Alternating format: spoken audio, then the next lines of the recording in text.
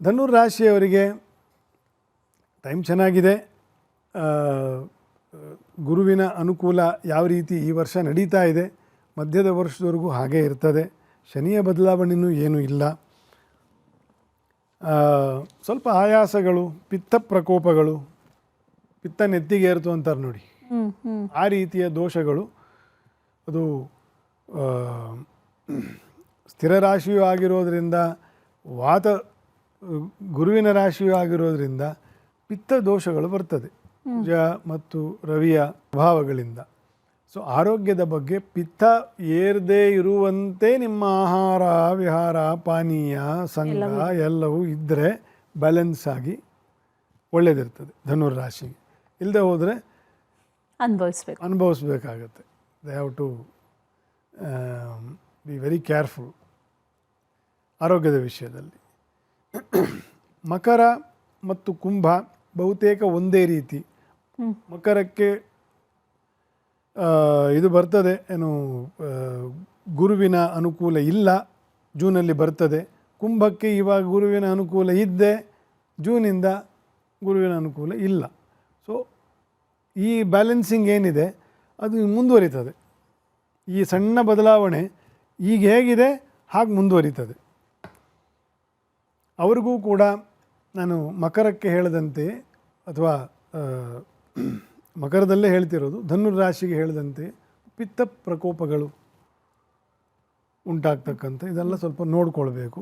ಮಕರ ಮತ್ತು ಕುಂಭದವರಿಗೆ ಇದು common factor. ಇದು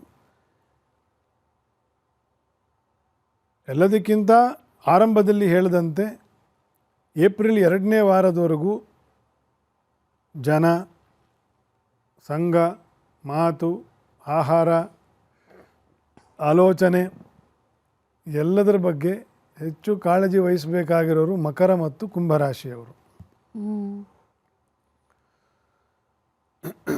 ಏನಪ್ಪ ಇವರು ಇಷ್ಟು ಕಾಳಜಿ ನಾವು ಎಳೆ ಮಕ್ಕಳ ಜನ ಅಂತಂತ ನಾವು ನಾನಾ ಸಂಕಷ್ಟಗಳನ್ನು ಪ್ರತಿದಿನ ನೋಡ್ತಕ್ಕಂಥ ಜನ. ಹಾಗಾಗಿ ಜನ ಎಷ್ಟು ಕಷ್ಟಪಡ್ತಾರೆ ಅರಿವಿಲ್ಲದೆ ಅಂತ ನಮಗೆ ಚೆನ್ನಾಗಿ ಗೊತ್ತಿರ್ತದೆ. ಹೌದು. ಅದಕ್ಕೆ ಏನೇನು ಹೇಳಿರ್ತೀನಿ, ಆಹಾರ ವಿಹಾರ ಪಾನೀಯ ಮಾತು ಆಲೋಚನೆ ಸಂಘ ಗಮನ ಇಟ್ಕೊಳ್ಳಿ ಅಂತಷ್ಟೆ. ಸರಿ ಗುರುಜಿ, ಇನ್ನು ಮುಂದಿನ ರಾಶಿಯವ್ರಿಗೆ ಹೇಗಿರುತ್ತೆ ಅಂತ. ಇನ್ನು ಉಳಿದಿದ್ದು ಮೀನರಾಶಿ ಒಂದೇ. ಮೀನರಾಶಿಯವರಿಗೂ ಕೂಡ ಮಧ್ಯಮ ಕ್ರಮಾಂಕದ ವರ್ಷ. ಶನಿಯ ಒಂದು ಜನ್ಮ ಶನಿಯ ಒಂದು ವರ್ಷವೂ ಇನ್ನೊಂದೂವರೆ ವರ್ಷ ಇದೆ, 2 ವರ್ಷ ಇದೆ ಇನ್ನು. ಅದೊಂದು ಕಳೆದ್ರೆ ಶನಿಯ ಬಾಧೆಯು ಮುಂದೆ ಹೋಗ್ತದೆ. ಗುರುವಿನ ಅನುಕೂಲವು ಚತುರ್ಥದಿಂದ ಪಂಚಮಕ್ಕೆ ಹೋಗ್ತಕ್ಕಂಥದ್ದು. ಸದಭಿಷ್ಟಗಳು, ಕೆಲವೆಲ್ಲ ಅನುಕೂಲಗಳು ಏನು ಅಪೇಕ್ಷೆ ಪಡ್ತಿದ್ದೀರಿ, ಪ್ರಯತ್ನ ಮಾಡಿದ್ದೀರಿ, ಅದೆಲ್ಲವೂ ಕೈಗೂಡ್ತಕ್ಕಂತಹ ವರ್ಷ. ಯಾವುದು? 26ನೇ ಇಸ್ವಿ ಮೀನರಾಶಿಯವರಿಗೆ. ಓವರಾಲ್ 2026 ನಾನಾಗಲೇ ಹೇಳಿದಂತೆ ಮಧ್ಯಮ ಕ್ರಮಾಂಕ, ತುಂಬ ಬದಲಾವಣೆಯೂ ಇಲ್ಲ. 25ರಲ್ಲಿ ಹೇಗಿತ್ತೋ ಅದರ ಅರ್ಧದಷ್ಟು ಅದು ಮುಂದುವರಿತದೆ. ಇನ್ನು ಅರ್ಧ ಬದಲಾವಣೆ ಆಗ್ತದೆ. ಯುಗಾದಿಗೆ ಸೇರಿದಾಗ ಅದರ ವಿಶೇಷ ಇತರೆ ಬದಲಾವಣೆಗಳು ಖಂಡಿತ. ಗುರುಜಿ, ಈ ದ್ವಾದಶ ರಾಶಿಗಳಿಗೆ ಹೇಗಿರುತ್ತೆ ಅನ್ನೋದನ್ನು ನೀವು ಹೇಳಿದ್ರಿ, ಮಾಹಿತಿ ಕೊಟ್ಟರೆ ಅದರ ಬಗ್ಗೆ. ಅದರ ಜೊತೆಯಲ್ಲಿ ಒಂದಷ್ಟು ರಾಶಿಗಳಿಗೆ ಬಹಳ ಕೆಟ್ಟದಾಗಿರುತ್ತೆ ಅನ್ನೋದನ್ನು ಹೇಳಿದ್ರಿ. ಯಾವ ರಾಶಿಗೆ ಹಾಗಾದರೆ ಬಹಳ ಶುಭ ಇರುತ್ತೆ? ಜೊತೆಗೆ ವೃಷಭ ಅಂತ ಹೇಳಿದ್ರಿ, ಅದರ ಜೊತೆಗೆ ಇನ್ನಷ್ಟು ರಾಶಿಗಳು ಯಾವುದಾದ್ರೂ ಆ್ಯಡ್ ಆನ್ ಆಗುತ್ತಾ, ಅಥವಾ ಯಾವ ರಾಶಿಗೆ ಬಹಳ ಅಶುಭ, ಅವ್ರು ಏನು ಮಾಡಬೇಕು? ವೃಷಭ ಮತ್ತು ವೃಶ್ಚಿಕ 2 ಎಕ್ಸ್ಟ್ರೀಮ್ ಹೇಳಿದ್ದೀನಿ ಆಯಿತಾ. ಅದನ್ನು ಅವರು ಗಮನ ಇಟ್ಕೊಳ್ಳೋದು. ಇನ್ನು ವಿಶೇಷವಾದ ಫಲಿತಗಳಾಗ್ತಕ್ಕಂಥದ್ದು ಗುರುವು ಬದಲಾವಣೆ ಆದ ನಂತರವೇ, ಇಲ್ಲಿ ಜೂನ್ ನಂತರವೇ. ಮಿಕ್ಕಿದ್ದೆಲ್ಲ ಸಾಧಾರಣವೇ, ಅದಂಥ ವಿಶೇಷ ಏನು ಬದಲಾವಣೆ ಏನು ಇರೋದಿಲ್ಲ. ಮತ್ತು ಅಪಾಯ ಕೋಟಿಗಳಿಗೆಲ್ಲ ಉಪಾಯ ಒಂದೇ.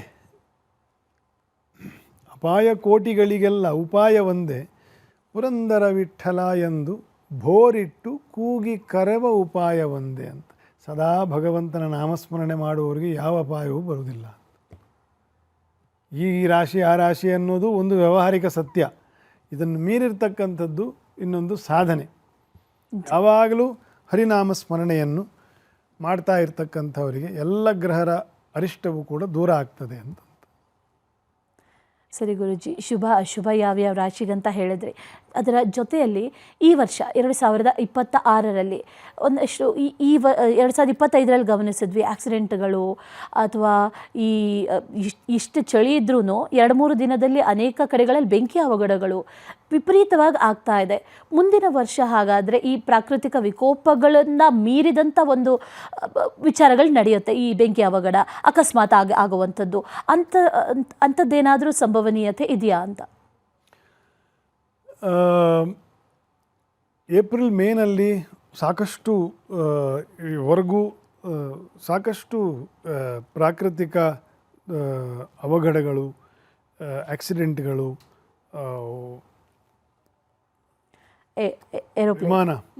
ವಿಮಾನಕ್ಕೆ ಸಂಬಂಧಪಟ್ಟಿರ್ತಕ್ಕಂತಹ ದುರಂತಗಳು ಆಗುವ ಲಕ್ಷಣಗಳು ಇದೆ.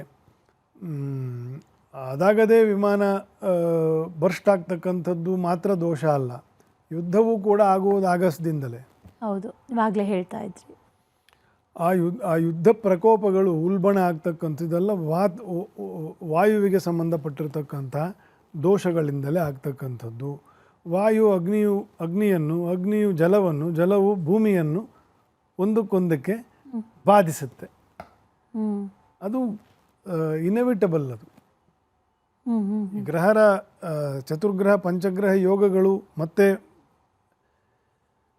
Up to April 2nd week 3rd ವೀಕ್ವರೆಗೂ ಇದು ಒಬ್ಬರನ್ನೊಬ್ಬರು ಪಾಪ ಕೇಂದ್ರಗಳನ್ನು ಬಿಟ್ಟು ಹೋಗಲ್ಲ, ಮುಂದೆ ಸ್ವಲ್ಪ ಉಲ್ಬಣ ಆಗ್ತದೆ ಅದು. ಓಕೆ, ಈ ವರ್ಷಕ್ಕಿಂತಲೂ ಹೆಚ್ಚಾಗತ್ತೆ ಅನ್ನೋದನ್ನು ಹೇಳ್ತಾ ಇದ್ರಿ ಗುರುಜಿ. ಅದರ ಜೊತೆಯಲ್ಲಿ ನಮಗಿರುವಂಥ ಒಂದಷ್ಟು ಪ್ರಶ್ನೆಗಳು ಅಂತಂದರೆ, ಈಗ ಆಗಲೇ ಕ್ರೀಡೆ ಬಗ್ಗೆ ಹೇಳ್ತಾ ಇದ್ರಿ. ಐ ನೋ ಇನ್ನೂ ಕೂಡ ಈ ವರ್ಷದಲ್ಲಿ 2025ರಲ್ಲಿ RCB ಕಪ್ ಗೆಲ್ತು. ಪ್ರತಿಯೊಬ್ಬರು ಕೇಳೋದು ಕೂಡ ಅದೇ ವಿಚಾರ, ಮುಂದಿನ ವರ್ಷ ಗೆಲ್ಲುತ್ತಾ ಅಂತ. ಐ ನೋ ಇನ್ನೂ ಟೀಮ್ ಫಾರ್ಮ್ ಆಗಿಲ್ಲ, ಇನ್ನೂ ನಾಯಕ ಅವರೇ ಇರ್ತಾರಾ ಅಥವಾ ಮುಂದುವರಿತಾರಾ, ಬದಲಾಗುತ್ತಾ ಅನ್ನೋದು ಗೊತ್ತಿಲ್ಲ. It is too early. But ಆದರೂ ಪ್ರಿಡಿಕ್ಟ್ ಮಾಡಬೇಕು ಅಂಥದ್ದೊಂದು ಖುಷಿ ಸಿಗುವಂಥ ಸಂದರ್ಭ. ಈ ವರ್ಷದ ನೋವನ್ನು ಮರೆಸೋದಕ್ಕೆ ಸಾಧ್ಯ ಇಲ್ಲ, ಅಥವಾ ಕಡಿಮೆ ಮಾಡುವಂಥ ಸಂದರ್ಭ ಏನಾದರೂ ಬರುತ್ತಾ RCB ಫ್ಯಾನ್ಸ್ಗೆ ಅಂತ? ಅವ್ರದ್ದು ಕೂಡ ತುಲಾ ರಾಶಿ, ಆಯಿತಾ. ದೇವರ ಅನುಕೂಲ ಅವ್ರ ಮೇಲೆ ಚೆನ್ನಾಗಿದೆ. ಹೋದ ವರ್ಷವೂ ಇದೆ, ಈ ವರ್ಷವೂ ಇದೆ. ಈ ವರ್ಷವೂ ಗೆಲ್ಲುವ ಸಾಧ್ಯತೆ ಅವರಿಗೆ ಇನ್ನೂ ಒಂದು 10% ಜಾಸ್ತಿ ಇದೆ ಹೋದ ವರ್ಷಕ್ಕಿಂತ, ಆಯಿತಾ. ಅವ್ರ ಪರಿಶ್ರಮ, ವ್ಯವಹಾರ ಹಿಂದಿಟ್ಟು ಪರಿಶ್ರಮ ಮುಂದಿಟ್ಟು ಆಡಿದ್ರು ಗೆದ್ದರು. ಅದನ್ನೇ ಕಂಟಿನ್ಯೂ ಮಾಡಬೇಕು ಅವರು. ವ್ಯವಹಾರ ಹಿಂದೆ ಇಟ್ಟು ಪರಿಶ್ರಮ ಜಾಸ್ತಿ ಹಾಕಿದ್ರೆ ಮತ್ತೆ ಕಪ್ ನಮ್ಮದೇ. ಮತ್ತೊಬ್ಬೆ ಗೆಲ್ಲುವಂಥ ಎಲ್ಲ ಸಾಧ್ಯತೆಗಳಿದೆ. ಹೌದು. ಸರಿ ಗುರುಜಿ, 2026ರಲ್ಲಿ ಅಂದುಕೊಳ್ಳದೆ ಇರುವಂಥ ಏನಾದರೂ ಘಟನೆಗಳು ಸಂಭವಿಸುವಂಥ ಸಾಧ್ಯತೆ ಇದೆಯಾ ಅಂತ? ಅಂದರೆ ವೆರಿ ಅನ್ಎಕ್ಸ್ಪೆಕ್ಟೆಡ್. ನೋಡಿ, ಈ ಶನಿಯ ಒಂದು ನಕ್ಷತ್ರ ಬದಲಾವಣೆಯಿಂದ ವೃಷಭ ರಾಶಿಗೆ ದೃಷ್ಟಿಯು ಬದಲಾಗ್ತದೆ ಮಧ್ಯದ ವರ್ಷದಲ್ಲಿ, ಆಯಿತಾ. ಇಂಥ ಸಂದರ್ಭದಲ್ಲಿ ಒಂದು ಬಲಿಷ್ಠ ನಾಯಕನ ಹತ್ಯೆಗೆ ಸಂಚು, ಅದರಿಂದ ಶಾಂತಿಯನ್ನು, ದೇಶಗಳ ಮಧ್ಯೆ ಇರತಕ್ಕಂಥ ಒಂದು ಸಾಮರಸ್ಯವನ್ನು ಹಾಳು ಮಾಡ್ತಕ್ಕಂಥ ಒಂದು ಅಪಾಯ ಒಂದು ಈ ವರ್ಷದ ಮಧ್ಯದಲ್ಲಿ ಇದ್ದೇ ಇದೆ. ಆ ಸಮಯಕ್ಕೆ ಯಾವ ರೀತಿಯ ನಾಯಕರು ಅಂತಂದರೆ ಪೌರಾತ್ಯ ನಾಯಕರು ಅಂತಲೇ ಹೇಳಬೇಕು. ಅಂದರೆ ಪೂರ್ವದ ಚೈನಾ ಪಶ್ಚಿಮ ತೀರದಿಂದ ಭಾರತ, ಪಾಕಿಸ್ತಾನ, ಈ ಪೂರ್ವ ದೇಶಗಳು, ಆಯಿತಾ, ಅಪ್ ಟು ರಷ್ಯಾ, ಇದರ ಒಂದು ಅಪಾಯ ಇದ್ದೇ ಇರ್ತದೆ. ಯಾಕಂದರೆ ಅದು ಒಂದು ಮಾರಕ ದೃಷ್ಟಿ. ಅದು ವೃಷಭದ ಒಂದು ನಕ್ಷತ್ರ ಭೇದವು ಕೂಡ ಆಗ್ತಕ್ಕಂಥದ್ದು. ಅಲ್ಲಿ ಉಚ್ಚದಲ್ಲಿ ರವಿ ಬದಲಾವಣೆಯಾಗಿ ಅದನ್ನು ಎಂಥದ್ದು ಮೃಗಶಿರ ನಕ್ಷತ್ರಕ್ಕೆ ಬದಲಾವಣೆ ಆಗ್ತಕ್ಕಂಥದ್ದು ಕಿರಣಗಳು. ಅದನ್ನು ಕುಜ ಮತ್ತು ನಕ್ಷತ್ರ ಮತ್ತು ರವಿಯ ದ್ರೇಕ್ಕಾಣ ದೋಷಗಳು ಉಂಟಾಗ್ತಕ್ಕಂಥದ್ದು. ಅಲ್ಲಿಗೆ ಶನಿಯ ದೃಷ್ಟಿ, ಅಲ್ಲಿ ಕುಜನು ಸ್ವಕ್ಷೇತ್ರದಲ್ಲಿ ಬಲಿಷ್ಠ ಮಧ್ಯವರ್ಷದಲ್ಲಿ. ಇಂಥ ಸಮಯದಲ್ಲಿ ಇಟ್ಸ್ ನಾಟ್ ಅಬೌಟ್ ಯುದ್ಧ, ಇಟ್ಸ್ ಅಬೌಟ್ ಮಾರಣ.